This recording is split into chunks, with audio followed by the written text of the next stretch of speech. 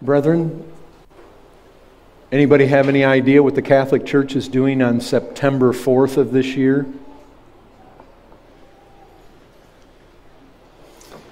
According to the Catholic News Service, Pope Francis will declare Blessed Teresa, that's Mother Teresa, of Kolkata, formerly Calcutta, a saint at the Vatican, September 4th.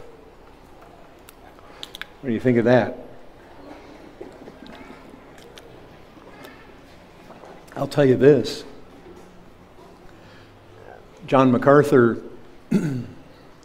I came across a message of his one time way back in the 70s. MacArthur, 70s, early 80s, MacArthur took his whole family to Calcutta. They visited Mother Teresa. MacArthur said it was dark, full of idols and darkness.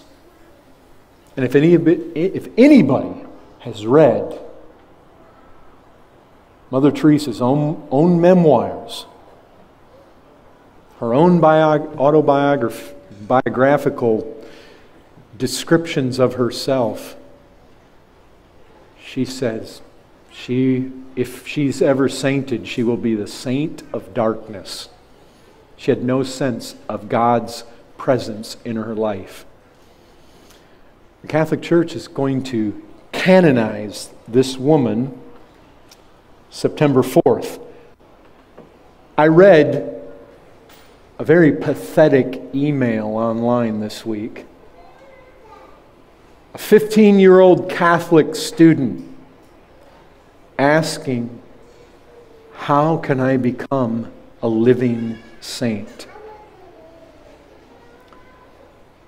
You know what the Catholic Church says? One, become a Catholic, because everybody they make a saint was a Roman Catholic in these days. Two, live an exemplary, virtuous, selfless, memorable, pious life. Being a priest or a nun is a good place to start. Perform at least 2 verifiable miracles. Technically, you can do them after you die, but if you do them after you die, people might not connect them to you. Then you have to die, because canonization can't begin for at least 5 years after you die. Get a group of people to show devotion to you and pray to you because of your perceived holiness. Have your local bishop initiate your cause with the Vatican. Get investigated by the Church. Be recognized by the Pope as venerable, which means you're heroic in virtue. Have your first miracle verified and get beatified by the Pope. Then they can call you blessed. That's why they call her Blessed Teresa, because she's already had that done. Get your second miracle verified, and then you get canonized.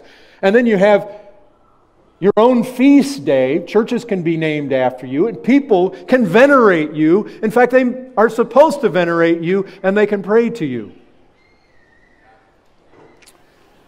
And I'll tell you this, we need to reject the abominable practices. And one of the problems is that many of us, we live in San Antonio, heavily Catholic. Maybe you're not exposed so much to it. But I know some of you have Catholic families. You come out of Catholic backgrounds. This abominable idea of what a saint is. And I was exposed to it. I know that. I can remember, my mother went to St. Augustine High School. And my grandfather had a little statue of St. Andrew that was glued to his dashboard. What is he? He's like the saint of transportation or something? Maybe he is. I don't know. Why would you have that there? But we've got to get rid of that idea. And I think perhaps that's one of the things that causes us hesitation. Brethren, I think the more we use the term, because terms really encapsulate reality, call one another saints and be saints. I mean, live your life like people that are set aside for God, who are what? Who are called out of the rest of the masses of depraved humanity for the sake of proclaiming the excellencies of Him who called you out of the darkness into His glorious light. Proclaim His excellencies. Remember who you are. If you're saints, saints, saints.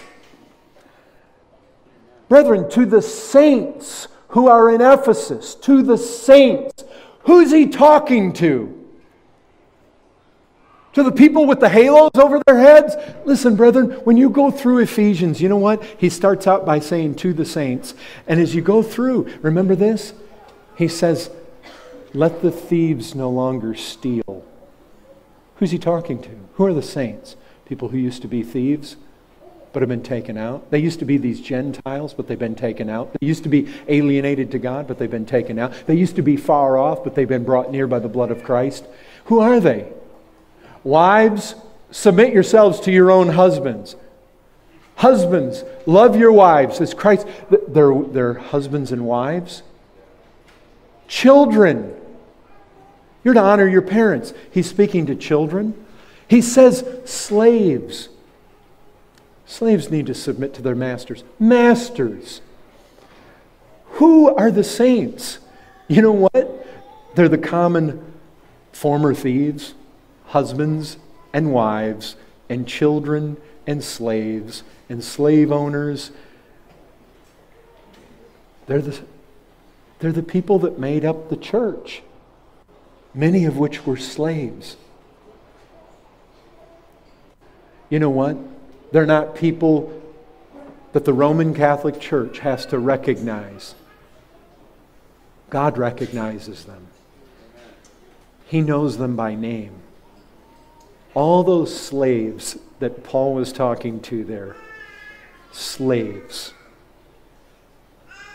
God knows everyone by name, and they are with Him, and they are beholding Christ face to face.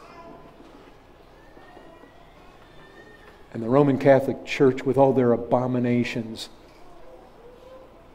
need not remember any of them. They're saints. They're gods. They're different. The mark, that's God's mark. Sainthood.